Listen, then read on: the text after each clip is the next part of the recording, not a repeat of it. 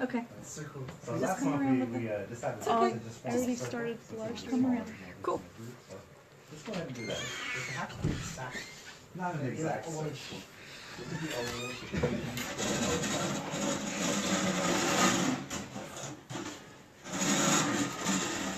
It was a nice way to get to know each other and to know each other's company. There we go.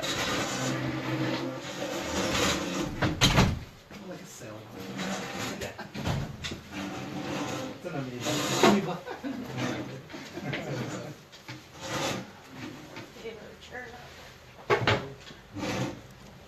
Thank you. A little cozier. Less formal. Yeah. Pictures. So, yeah, thank you guys for joining us tonight. Yeah, thank you, Saul, for coming all the way from Mexico and joining us. Yeah. Really? Yeah. Wow, Just awesome. this. And I thought the person that came from Pasadena was the first. Yeah, there you go. So, yeah, it is open mic night. / poetry circle. And, You should call it that. yeah, maybe we should. We just rebrand and Yeah, go very to our good. poetry circle once a month. Yeah, I've already introduced myself, so I don't know if I need to introduce myself again. Yes. Maybe for the Facebook followers. My name is Luis. I am the founder and executive director of DSTL Arts, or DSTL Arts as we call it. And I am here to, I guess now, just sort of coordinate the reading. And thank you, Barb and Ellie, for hosting the open mic. Always. Yeah. Any updates from Pipe and Thimble? Anything that we should be No, aware of? come on in. We kind of changed to a circle instead of a audience. So welcome. No, for those people who are new, we are an independent bookstore selling independent and small press authors. This is one of our community events, and we welcome you all to that. We had a fabulous Small Business Saturday last week, and this is one of our favorite events that we do as well, the Poetry Night. Tomorrow we have a seed swap for anybody who's interested in gardening and learning about gardening. And then it's on to the new year after that. So we're very, very excited. Very excited about what we have coming up. Anybody else have any community events that they want to plug? Anything? I have one on Sunday, the December 3rd at Gatsby Books in Long Beach. I'll be reading from my new book, Conscious Connection, and talking about the healing art of writing. Cool. Very cool. Yeah, and both of your books are in the store. Both of my books are in. Right? Yes. They're at Pipe and Thimble, yes. Yeah. So if y'all want to check them out afterwards. Yeah. And so I guess just a little bit about DSTL Arts. Like I was saying earlier, DSTL Arts is a nonprofit arts mentorship organization. We work with writers and visual artists from the ages of 16 and up, basically helping them publish work. This is our latest publication, Snapshots of South Central. This was part of our workshop series, also entitled Snapshots of South Central. I'll be reading some of my work from this. And Abraham, in attendance, is also one of the contributors to this book, and Pipe and Thimble is now the first bookstore to actually carry it. So, y'all got a couple copies here. There's also other publications that we have put out here in the bookstore as well, including our very first Artist Residency Workshop Series book, which was the Remembering the Riots book that celebrates the 25-year anniversary, or commemorates, I should say, not celebrate, commemorates the 25-year anniversary of the LA riots, the 1992 LA riots, which is also a literary anthology and collection of illustrations and photography by myself and Abraham too. There's also some of our other Conchas y Café zines here at the library, here at Pipe and Thimble, and also some of my personal chapbooks. Thank you for buying. And a lot of other really cool stuff here at Pipe and Thimble. All of it obviously supporting, authors and artists in this local community. So definitely show your support, especially you guys, Facebook world. So yeah, normally If the group is large enough, we would have slightly more formal reading, but today, just like last month, I think it's kind of nice to do this little format. We can all just sort of share our thoughts on writing and poetry, and obviously share the work that we brought to perform, if you feel so compelled. So I'll go ahead and start us off. Like I said, I wanted to read tonight from the Snapshots of South Central. This particular book is really focused on documenting and witnessing for the community of South Central. Even though I'm not originally from LA, I've really come to really love and admire the city. And in doing this particular workshop series, we sort of learned a lot, I would say, about what LA kind of is and how it came to be, both the good and the bad. And in LA, in case y'all are kind of new to it, redlining was one of those practices that really affected the development of the city. And interestingly enough, the city of Lomita, if you look at the old maps, was kind of part of that redlined area. So specific communities were not allowed to buy property outside of some of these areas in the South Bay, which, especially if you look at South Central and East LA, like, it's very obvious, the city is still very segregated in those areas. And in the formation of this book, learning all of this history and teaching all of this history about LA to our participants, it really got me personally thinking about, what would the city say, especially these communities, what would it say to the people living there? How would it, maybe ask for our involvement, for our recognizing of what the city is? And so that's how this particular poem, Cuerpo de los Ángeles, came to be. So it is also a bilingual poem, so it will have phrasing in English and in Spanish, going back and forth. So we call code switching. So, Cuerpo de los Ángeles. Ferro costillas corren por mi cuerpo, y fábricas were once made of me. Ruedas monumentales te trajeron a mí por vasos de asfalto y arenas, giving me life, purpose, a polluted breath of oxygen and coals, sure, llevando tus ornamentos, tocadores, tu tocada, away from me. Me plantaste la semilla de jazz y cumbia, reggaeton and rap, y hoy se quejan los extranjeros that their hipster vibe doesn't fit in. Reconozco el conquistador que sube mis calles, pelos finos, de elote, pero no fortalecido como lo nuestro, of fruit juice and maíz, of what he who is poor knows, and knows all the same. I've silvered, experienced the Bronze Age where I don't want to grow any more golden arches, ivory crosses or platinum homes. Y aún exijo cambio de nuestra situación. You deserve more, beloved. You deserve fruit, parks, un espacio con afecto por ti. And I'm here, waiting for you to come back, to take me back again, for you to be involved with me. Thank you. Yeah, so that one was written, like I said, from the point of view of the actual city. What would it say to us, those of us that now live here? And I hope that it says, get involved, be a part of the city in a way that really affects change. Do they have that in spoken word? What is it? Would they have it on a CD? No, we just actually released this book, was it 2 weeks ago? So we haven't. Because it's beautiful. I can press replay. That's a good idea. Yeah, sometimes for poetry it works when you hear the other Oh yeah. side, especially this guy. Yeah. Oh, shucks. But yeah, we haven't done any kind of audiobooks yet, but thank you. Thank you for that feedback. So let's continue on. And I guess we'll go in the order of the actual stand-up sheet. So, not to put you on the spot, even though you don't want to go first, but let's give it up to Miss Gina Capobranco.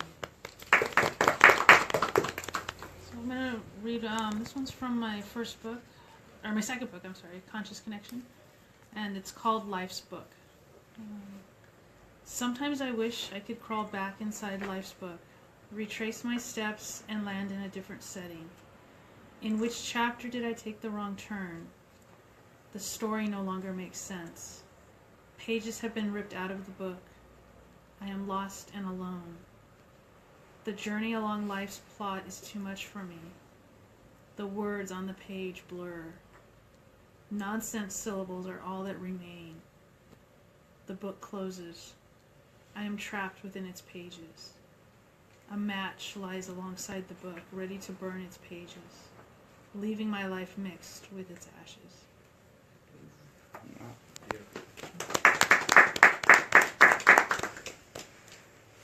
Should I- If you want to read more, you're more than welcome to continue. I was going to read three of them. Go for it. This one's called Experiencing Life.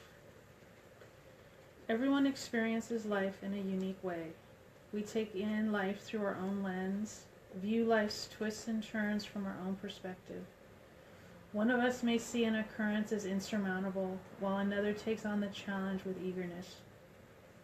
Each of us must face the world in our own way. At times, we need to take a step back and gather ourselves before moving forward. Other times, life can be handled in stride. Everyone experiences life in his or her own way. We determine our perspective and live our lives accordingly. Each of us can only take one experience at a time and enjoy life to the fullest our unique experiences allow. It is these experiences that shape us, mold us into who we are. Without them, we are nothing.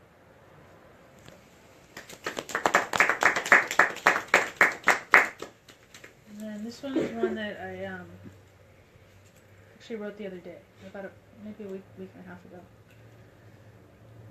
The light fades, the silence becomes deafening, a paradoxical reality. Perhaps the joke is on me. Maybe the truth is staring at me. I have no idea where I am, no knowledge of where I am going. A heated debate within my mind stirs me, causes me to rise. Yet the more I climb, the lower I sink. The deeper I dig, the farther I have left to ascend. Obscurity provides clarity. Darkness fills my vision. I fall to the ground and reach for the heavens.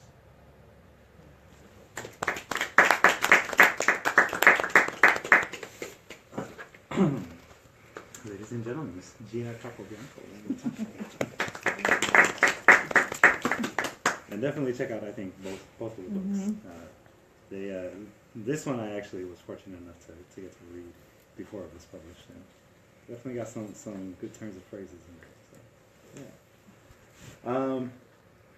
So I'd like to share with y'all another one of the poems out of this book right here. This one I entitled Home. And I actually realized after I titled it Home and published it and everything, I already have one called Home. So I guess I'm going to have to change the name of the other one.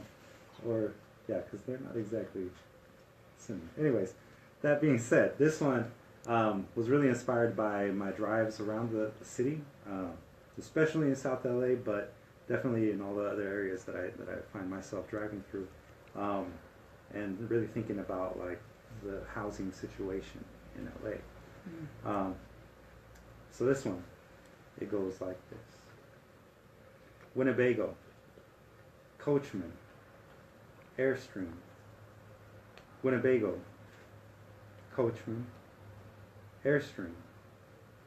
Ford camper, Winnebago, camper. Airstream, camper. Tent, Coleman, tent, broken, tarp, Airstream, open window, sterno, heats water, ramen, Airstream, coachman, food for less, cart, glass, cardboard, liquor, softened too hard, coachman, crashed quarter, panel, open, someone, everyone has to be somewhere. Coachman, gray water, drains, mornings. Winnebago, hoping today's paycheck sobre para nuevos bloques de carbón. Sidewalk, asadas, aquí no pasa nada. Marilyn Monroe, cardboard replaced my door. 93 Taurus, I kiss you, goodbye. My shift starts soon. I'll bring back food. Alone, I'm not having you. Winnebago, Coachman, Airstream, Central Ave, Maple, 122nd. As compared to rent, this will have to do. Thank you.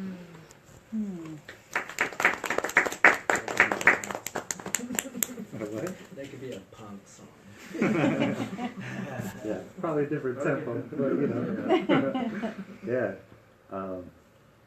I've been really just astounded by the growth in homelessness, but definitely like the visuals of it. You know, and seeing so many campers and RVs just lining our streets, and you know, like I said, everybody's got to be somewhere. So yeah, it also makes me think a lot about actually my dad.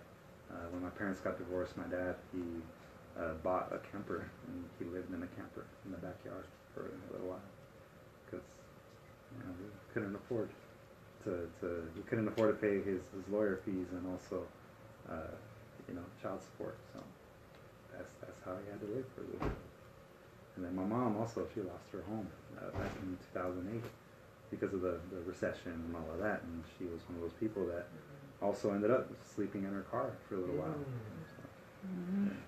So, so not to be a Debbie Downer, but you know, definitely check out the book. It's a very good reflection, I think, on where our city is and where it's going. So, Abraham, it's on you, man. Right.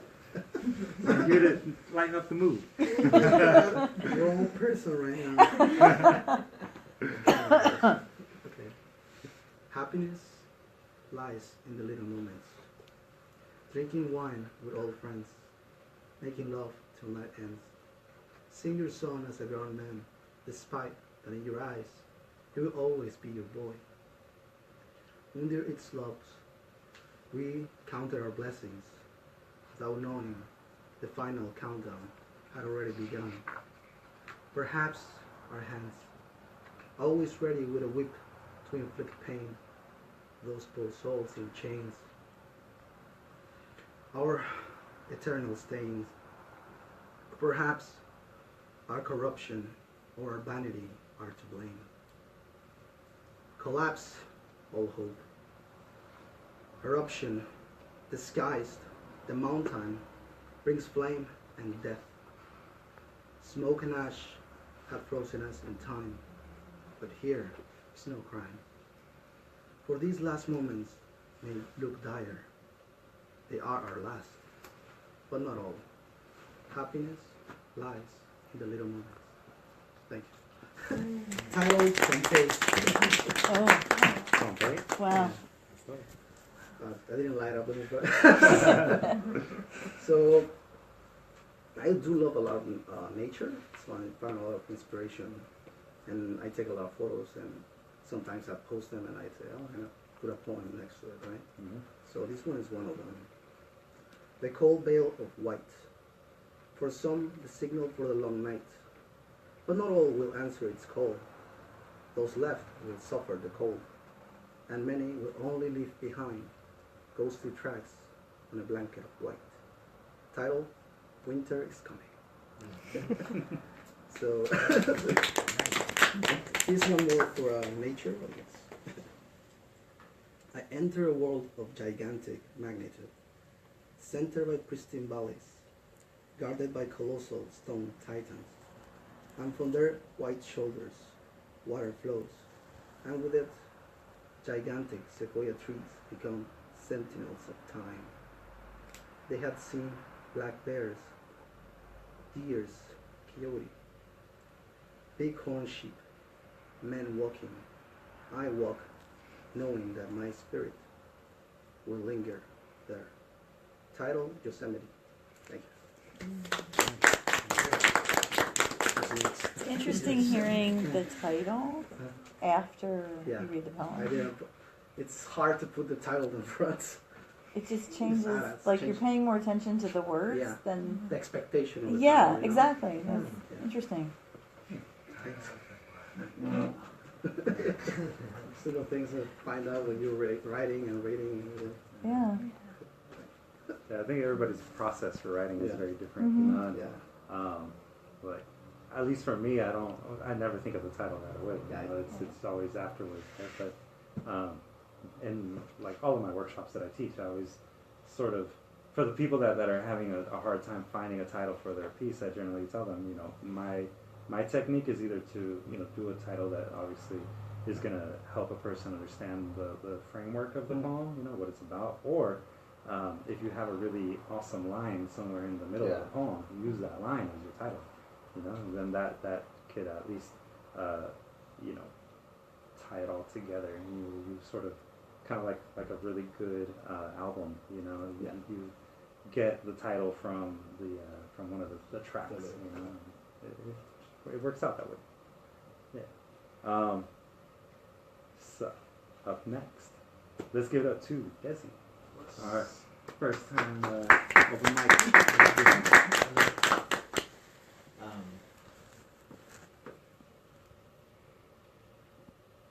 I'm gonna try your technique. That's what we're here for. Building castles, building naughty castles in the sand, making naughty love along the way. The freedom to do as we choose, the freedom to be who we are.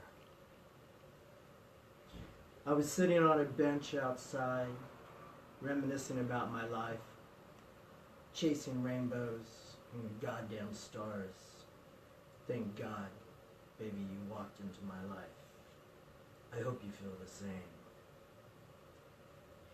It was a particularly fine day when you walked by. We smiled, we shared our hellos. My inner voice rejoiced, singing, Alleluia!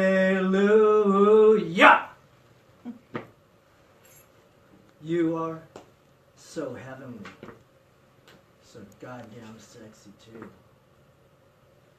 Let's take this love affair outside, underneath the bright moonlight, taking it slow, letting go. We paid our dues. We paid our dues, and it's time to make our lives mean the world to us.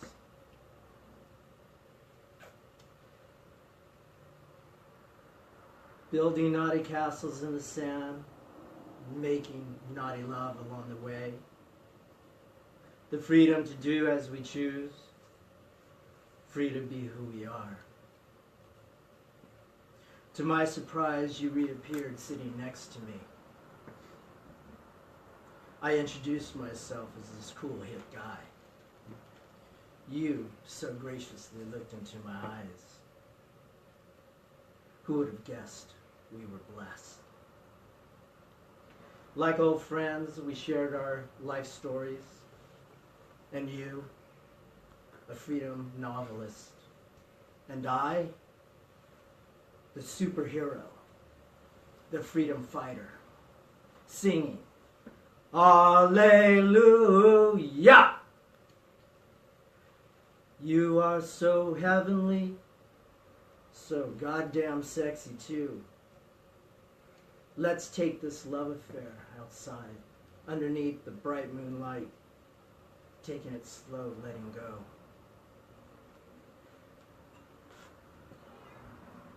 Love affair.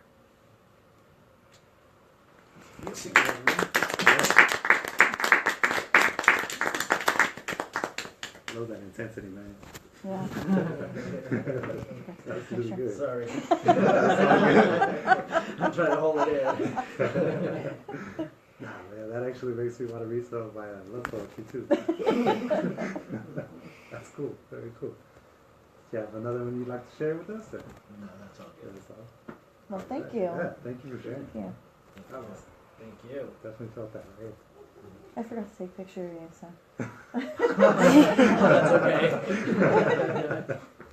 I was like, so, I was paying attention. I wasn't taking pictures. I'm gonna get in trouble. I'll get fired.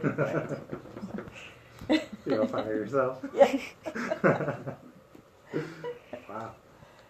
That was awesome, man. Yeah. I really Wow, love that. thank you. Yeah. So, before we go on to the next person, I guess I'll read another one of my own. And this one, it's entirely in Spanish. And when we first started actually planning out this book and this workshop series, we had talked about how, there's maybe 4 different areas that we could sort of touch on, and one of the areas that I chose that I wanted to sort of address through my writing and witnessing for the community was the lack of quality food. And I felt like this photo right here really represented well that Oh, wow. idea, Says it all. Yeah, right. And I called it breakfast because ultimately, for a lot of us in the hood, that's our breakfast right there. Some hot Cheetos or Takis, especially if you're at a certain age. This one I called Hasta las hormigas. Marcha de hormigas entre cuerpos de cucarachas muertas y granos de maíz cubiertos de chile, mantequilla, limón. Galope de ratón, parando en balcón de la primaria, un salón donde encontró cilíndrica forma de hot Cheeto y sanguíneo polvo que le hace palpitar más que el corazón. Arrastre de lengua arenosa de gato entre articulaciones lamiendo jugos enlatados de pollo en un tiempo rostizado, igual como aquel hoy en la mesa donde reniega el perro chiqueado y solo la niña le hace caso. Ruge de piel cuando comemos estrellas, letras, agua jitomatada y unas tortillas por ahí con sal, y a dormir para ya no pensar, ya no cobrar lo que se cobrará cada primer del mes. Exhalación agitada de cada quien en su caminata rumbo a parada de tren, camión, estación de agujas y telas dispuestas a cubrir cuerpos ajenos a pambazos, tlayudas, pupusas, arepas, hasta frijoles de la olla, néctar de los dioses. Aullo de camionetas anunciando ventas de frutas, vegetales, pepino, tejuino, jícama, abrigo de nieves, helados, los días veranos caloríficos y uno que otro vaso de esquites tirado. Y mamá dice, déjalo, que hasta las hormigas comen también. It's your title. Thank you. Huh? Title. Yeah. That's what it's all about. Thank you. So that was all about food, if in case I didn't catch that. If I got can hot understand- Cheetos. Hot Yeah, Cheetos. it is just so lyrical. Just listening, to everybody. Just Thank you. beautiful. Yeah, that's kind of generally my approach to writing, is to make every line sort of be an image, or to at least reinforce an image that either follows or is just before. Lately, I've actually been teaching a lot of that form. How do you structure a poem on the page? Does And, that just come naturally to you, or is it something you have to work at? Well, it's definitely something that I've sort of come to learn. It didn't come naturally at first. It takes time. Just like every aspect of writing and editing. It takes time to really develop that technique and that skill. But I do have to say, I went to CalArts and got my MFA in creative writing from there. It was the worst experience I ever had. And the only thing that I learned in my 2-year program there was actually that, treat every line as if it's its own mini poem. You know? And if you do that, you end up with these very just juxtapositions that create these strong images in every line. So that's sort of my technique now. And it is actually something that I've noticed is pretty popular in contemporary poetry. That's sort of the approach that most contemporary poets take, either by doing like couplets, you know, every 2 lines or a series of images kind of together, and then you have a stanza break, and you know, so it looks like it's just 2 lines after 2 lines after 2 lines, or 3. Sometimes people do it in triplets. But yeah, it's definitely a very contemporary thing to do, and it's my technique. Even though I don't necessarily always do them in couplets, I do sometimes formal stanzas, that kind of thing. So yeah. Yeah. So, and in case y'all are interested in learning more about poetry, I'll be teaching on Sunday. Just so happens. Yeah. Specifically focusing on form and structure. So, yeah, here at 1 o'clock. Yes. Yeah. So, yeah. Now, up next on our sign-up list, straight from Mexico, the one and only Salud.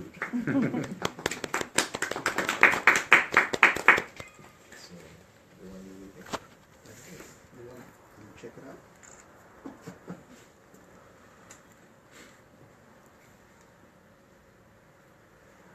Okay. This one is Abraham's, so I just read it. It's from nature. That one? Yeah. Oh yeah. Okay. So, if one was to look for something to learn humility from, go where my old red giant friends look down on you. Stand next to them and feel how insignificant you are. The scale of you and them makes this lesson easy. But you think they started at each size of a common grass? Make this lesson deep. Title, You Might.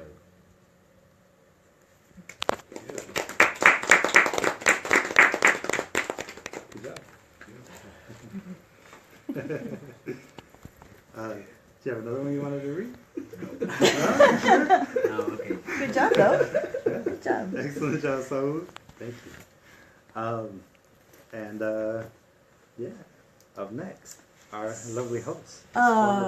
This is a little graphic and sacrilegious. I'm not sure how. I'll do this. Well, I just I don't want to offend. Is that okay? Okay. It says uncensored, but then again, I don't know. This is not mine.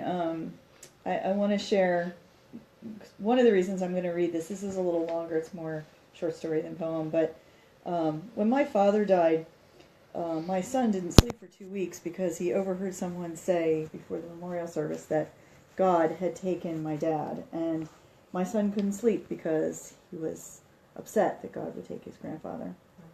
And I said, no, his heart had just stopped. And he's at the pearly gates hanging on going, sorry, I can't go in. I have too much left to do. And that image has stuck with me. And Ellie shared this with me this week.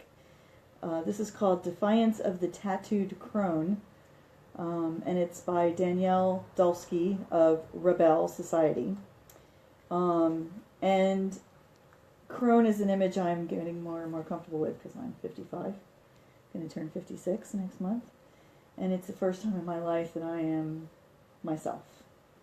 I'm saying no. I'm saying this is what I want to do. I mean, it's a long time to put myself first. So this absolutely resonated with me, and like I said, it's graphic and it's definitely sacrilegious, but only if you're, yeah. So let me give this a shot. The spiral dance of time has brought me to the end of my days, and the bearded saint of my childhood nightmares guards gates far too posh for me to enter. Surely this pious man from a time long ago must think me a sight, and I would wager my best crystal wand that he has already deemed me hellbound. My old paper-light skin is covered in tattoos stretched thin from a life well lived, and I must have died in the heat of summer without a stitch of clothing on my wise woman's flesh. Sparsely grown gray wires wreathed like Medusa snakes around the silver tiara I was given by my lover on my 80th birthday. I've been wearing it ever since. Crone queen that I am, for my world was ruled by me alone. I burned my shame at the stake long ago, and there is far more divinity between my warm legs than there is within these cold, golden steps under my feet. Yes, my old body drips with quartz and garnet from crown to foot, and St. Peter grimaces at my low-swinging breasts as I approach his pearly gates. My spine certainly does not straighten as it once did, but I do my best to stand as tall as my arthritic, cracking limbs ascend the cloud-cloaked staircase toward my judge. I suppose this sinful witch will have much to answer for, but if I'm to be tossed down to the devil's house, I would like to get on with it. "Ask your questions, man," my gravelly bark startles the prophet. "Death has taken a lot out of me, and I am an impatient woman." St. Peter clicks his teeth and shakes his head at an infuriatingly slow pace before speaking. Patience is God's gift to women, but alas, it is a virtue you never possessed. You're a sharp one, aren't you? I roll my eyes. If we're listing your God's virtues, I suppose I fall short when it comes to prudence, temperance, and chastity also. I like to think I rank above average when it comes to kindness and humility, but it is my diligence that may well redeem me. Oh? Peter takes up his quill. Tell me of your diligent acts, for the sins I have listed here number in the millions. I snort and choke back laughter. Is that all? You must not have paid attention. Did you catch the time I threw caution to the wind and spent my entire paycheck on thigh-high boots? How prudent of me. Or the chilly night I spent drinking sweet wine by the sea, all by my lonesome as I grieved for my unsullied heart. Such temperance I showed. Oh, and the chasteness of my soft body as I surrendered to my unbridled lust and took to bed with 4 hungry lovers. St. Peter pretends to cover his ears but keeps listening. I know my tamest memories are stirring his most primal parts. I get closer to his perch and straddle the last step like a temple dancer rides a wild bull, grinding as if I were a pink and sultry maiden stamping her yoni into precious metal so that it may be remembered forever. I suppose I was less than kind when I struck the one who betrayed me with a closed fist. I had worn my gaudiest rings that day, and she thought me too fearful to act. To be sure, it was beneath me to act violently, but should not every human being have their vision obscured by bright red bloodlust at least once in their lives? The old man smirked, and I knew just what he was thinking. Yes, you're right, I admit, still riding the golden ground. It was not just once. I also struck my abuser in my youth, spitting on his face while he slept, and landing a hard blow right in his belly before running like a brave-hearted but weak-bodied freedom fighter. Even you cannot fault me for that, Peter, for you know the bruises he left on my skin. The saint shows me no compassion, but keeps scribbling in his book, listing my list of sins, adding to my list of sins, no doubt. Am I showing humility now, prophet? I toss my hair and give a groan for good measure. I bow to no one who would bid me apologize for being a woman. Tell me, how many robed predators have you let pass through these gates? How many times have you forgiven the vile thieves of young innocence because the sole criminals knew the right words to say? How many rich creatures have been promised safe passage through your gates simply because their pockets were deep? And how many lives have been lost in the name of a religion only palely resembling Christ's wisdom? Peter mutters something about blasphemy, but I stand and press on. My life was well lived, prophet. I saw the edges of the great green planet I was blessed to call my home. I bathed in hot springs and slept in the wild. I sucked the marrow out of honeysuckle flowers, smoked leaves of all sorts, and dyed my skin with henna. I planted fragile trees and mothered them while they grew, and I wrote hymns about a grace more amazing than you have ever known. I loved well, and I was well loved. I pushed 2 babes from my womb and taught them to speak the language of soul and spirit in equal parts. I have wept and cackled in countless circles of wild women, and I have cast spells to heal a world wounded by the ego madness of your church, fueled for more centuries than I care to count. The same fire that used to warm my belly in my younger years burns hotter now, and I snatch the saint's pen and toss it down the steps. Life is heartbreak and tragedy, ecstasy and boredom, wanderlust and root envy. Prophet, I have felt it all so deeply my very bones were carved and shaped by the emotional chaos. Life is longing and fruition, volcanic climax and sweet release, chilled apathy and hedonistic passion. I am a holy heathen, and life is heart-to-heart partnership and sacred solitude, agonizing losses and long-mourned defeats, absolute certainty, and dark, cocooned mystery.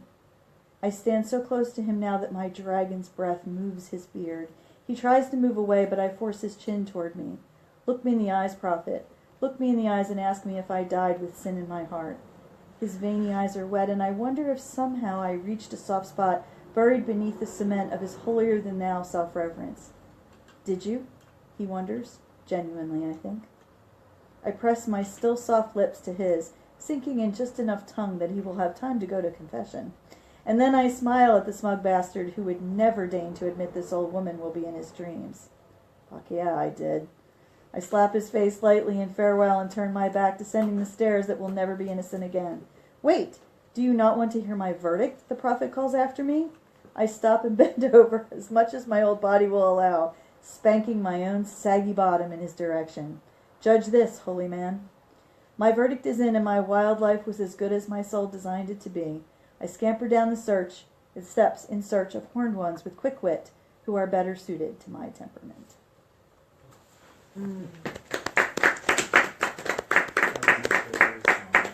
Sorry? That was the Doors song. Some really good imagery in that. It is, it is. There were some lines in that just jumped right off of it for me, so. Great. Awesome. Who was the author? Yeah. It is, oops, and you can find, it's Rebelle Society, Rebelle, and it's Danielle Dulski, that this was published on Rebelle Society, and they do a lot of wise woman and crone type things on it too. Very cool. Being that, you shared one very, very passionate piece, and so did you, it was like, yeah, I definitely want to try and share one too. Oh, good. This is actually from the Dokudo Volume 1, the chapter that you just purchased. And that series, it's a 3-part series that is basically responses to the original precepts on how to live your life, written by Miyamoto Musashi, one of the samurais that, the samurai that wrote the 5 Rings. So that's his most famous work. But the Dokudo was written on his deathbed. He wrote it 1 week before he passed away. And it was a total of 21 rules for how you should live your life. And so, like I said, I wrote responses to that.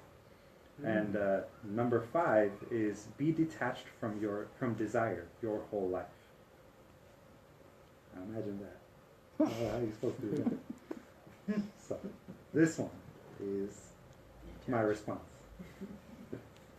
Como si existiera una neblina ante los ojos, el no saber, no saborear, ni poner mi lengua en los pelos finos de tus senos, jamás cargar un hueco en mi diente para rellenarlo con tu sabor de piña y coco, el azúcar café y azúcar, remedio natural. Niña perdida, no tú, yo, ni tuyo, jamás vivirás con deseo en tu vida, la vida entera. Es importante vivir sin deseo, ascético, en tus maneras, tus manías. ¿Sí? Can you do that one in English? Yeah, so I'm actually going to try and translate this Okay. one. Be detached from your desire your whole life. As if a fog existed in front of your eyes. The not knowing. The not tasting. Not putting my not putting my tongue on the fine hairs of your breasts. Never carrying a hollow in my teeth to fill with your flavor of pineapple and coconut. The sweet sugar, the sugary coffee and sugar. A natural remedy. Lost girl, not you, me. Tuyo. I know, I'm sorry. I know it doesn't always not work. yours. There you go. Yeah, not yours. Let's see what else. Thank you. You'll never live with desire in your life, your entire life. It's important to live without desire, aesthetic, in your manners, in your manias. That's how we do. I know it's never the same. Yeah, so it's a really hard Yeah. to translate. And it doesn't. Yeah, it doesn't mean the same. It doesn't mean the same. Yeah, I get that. Thanks. Yeah. Anybody else like to share a poem? Perhaps we go with these? Oh, Yes. thank you for joining us. Thank you for joining us. You Yeah. guys. So yeah. Anybody else like to share another poem? Another series of poems? Yeah. Oh, Go good. for it, Abraham. Night came, and with it, a bursting flame. The sky lit up in all manners of red. Any world I trade for an old aging soul. Never I had full control of body and senses, as I now have. But the hunger, the price so steep, sometimes I wonder. Has this new existence taken me higher or pulling me under? The night, my new kingdom, or my self-made mausoleum. Title, Vampire's Done. Thank you.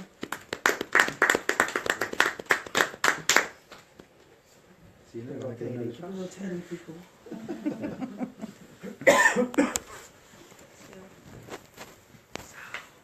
I'll try to read one that's not as dark.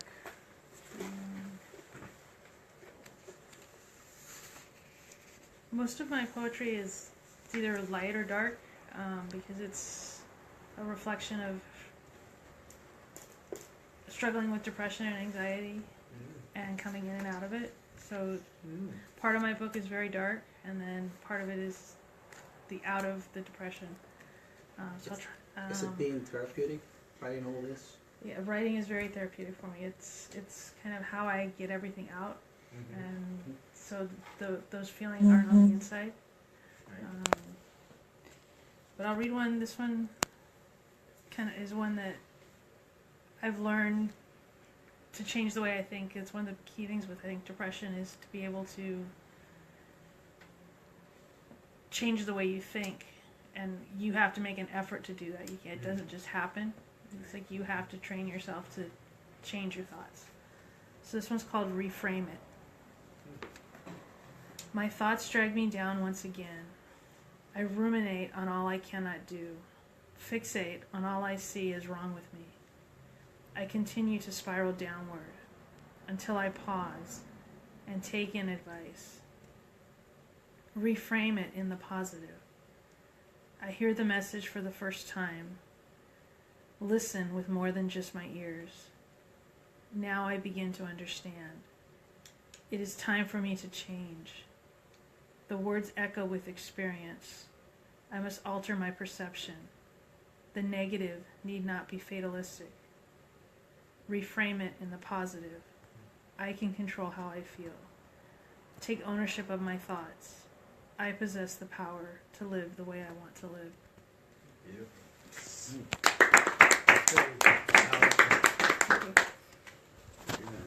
It's like a nice proclamation, almost like a manifesto. Yeah, like that.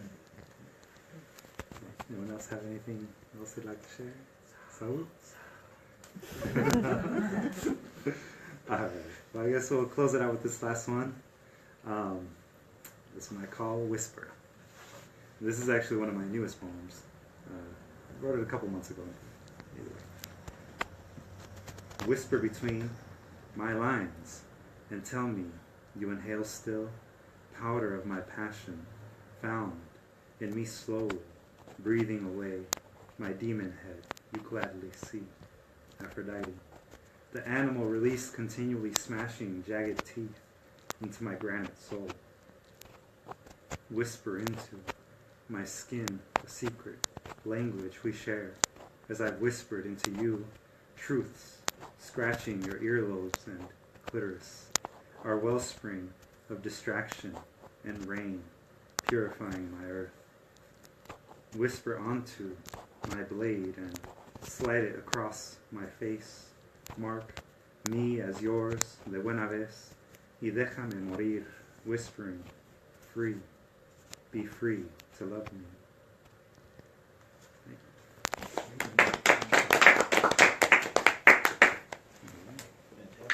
Thank you.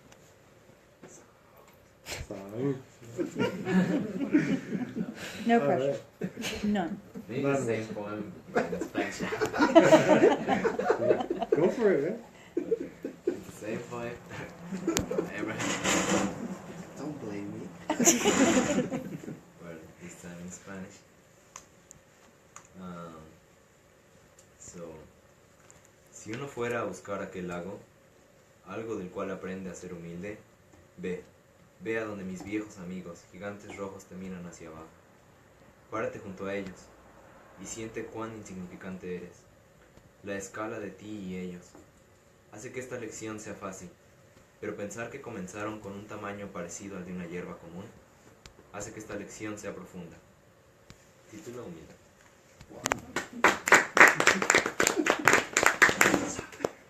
You're like, I wrote that? It's always different when you hear somebody else read it. Right? Read your poetry. Yeah. That's fun. Well, thank you, Saul, for sharing. Thank you, Desi, for sharing as well. Thank you. Thank you, Gina. Thank you, Facebook world, for listening, watching, whatever, liking.